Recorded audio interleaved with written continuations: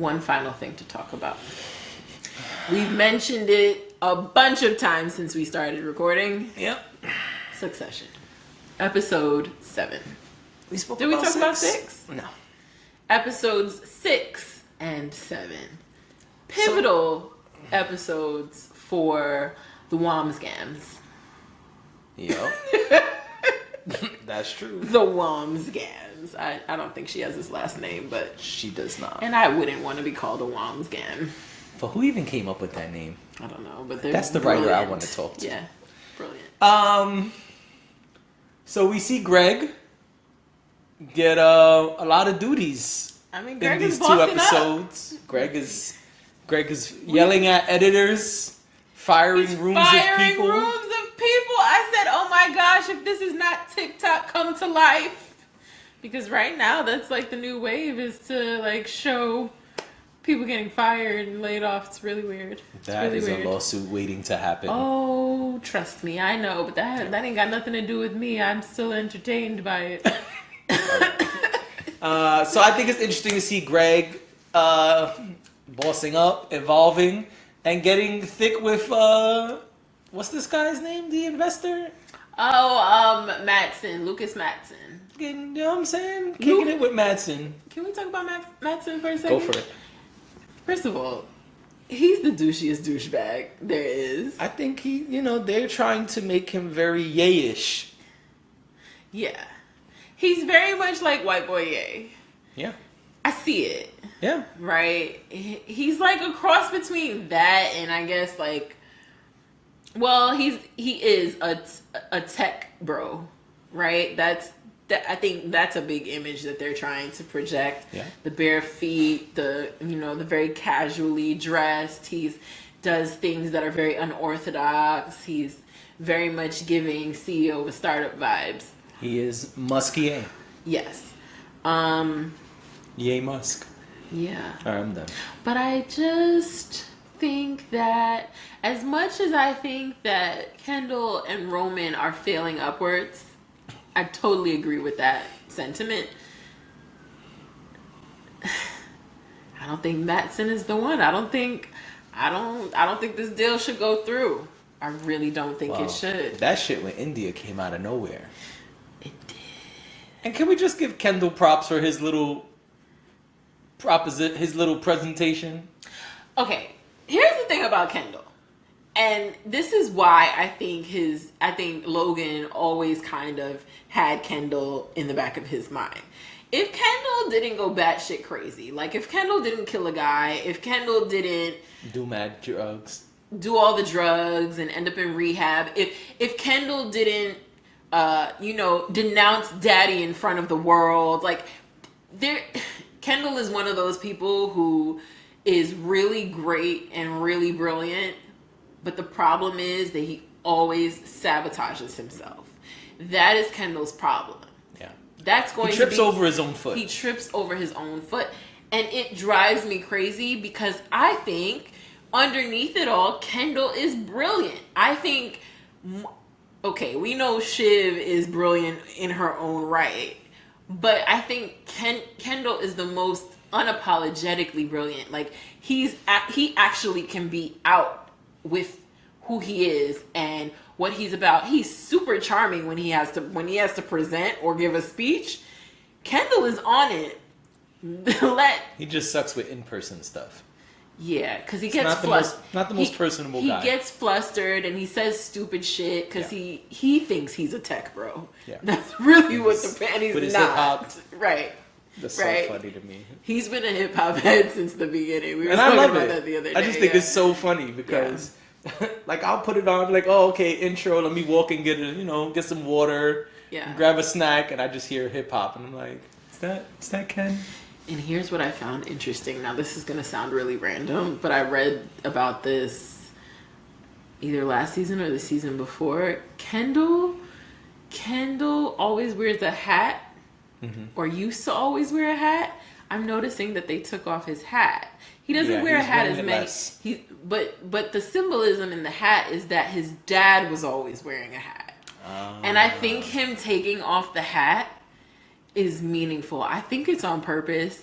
Maybe it's not. But I would like to believe that it's on purpose. Got it. I would like to believe that it means that he is kind of shedding himself of that shadow, and he's really trying to come into his own. Whether it's going to work out for him or not, I don't know. He's making a lot of power plays. He is, and we've made a lot of predictions over the last few episodes, and I just can't call it anymore. I have no idea what's going to happen in the next episode or two. I don't know. Him pulling Frank into the closet at the end of episode 7 and being like, yeah, I like my brother and sister, but I'm not really in love with them being part of the company. I'm kind of thinking what he said, I'm thinking one man, one crown. Frank was like, oh, all right. But you know what? They've doubted him. They have. Excuse me. And I think they have reason to doubt him because, again, he gets in his own way. Yep. But one, I think they had the right idea. I think they're so much more powerful together. It's just that, like we talked about last episode, everybody's manipulating everybody, so that's why it would never work. If they were all really upfront and honest with each other, this is what I think, this is how I feel about this, let me just be straight with you, they could be such a powerhouse. But the way they operate is exactly how Dad told them. One of them has to be standing. Now, my only thing is that going to be great for, let's say, Shiv, who's playing things behind the scenes? Or am I looking at this all wrong? Is Roman going to end up at the top? Because Roman is honestly the least... I don't know. I don't want to say he's not smart enough, but I feel like Roman is not ruthless enough to double cross everybody, specifically his siblings. I feel like he's good at like being mean to them and being mean to other people, but he doesn't necessarily, like, he has a lot more heart than they do. They're a lot more cold and able to kind of disconnect and compartmentalize. He needed Jerry. He did need Jerry. And Jerry said it too. Jerry was like, it could have been you. It could have been you. I would have made sure it was you. Yeah. And I believe that. I believe if we saw it. But something tells me that's not the end of their story. Well, he better be careful because Jerry made sure to let him know. I will leak plenty. What she said? She said, I got all your dick pics. Okay? Yeah, she used different words. But yes, that's what she said. Didn't she say dick? No. She said, I was talking about the number. She said something like the numerous pictures of your genitalia or something like that. Genitalia. I'm sorry. I guess I'm vulgar. We have to talk about this one last thing and then we got to get going. Shiv and Tom's argument? Shiv and Tom. Shiv is playing... Well, we said already Shiv is playing a dangerous game. Well, we didn't talk about episode 6, so we need to make sure we point out the fact that in episode 6, they kind of reconciled. Shiv and Tom, yeah. They came, They had lots of sex. They decided to let bygones be bygones. Allegedly. And be the powerhouse that, the power couple that back they to House of Cards. Have always aspired to be. Correct. Get back to their arrangement. And then this episode, Tom realizes Shiv will never change. Shiv is playing him once again, and Tom is fed up. And I said this before, that Tom's been fed up. Yep. But I feel like Shiv pushed him over the edge with this Matsson stuff and walking around and trying to like make people think that he's gonna get fired, and that was fucked up. That was fucked up. Yeah. That was fucked up. She's like, in my house, you're walking around telling people I'm gonna get fired.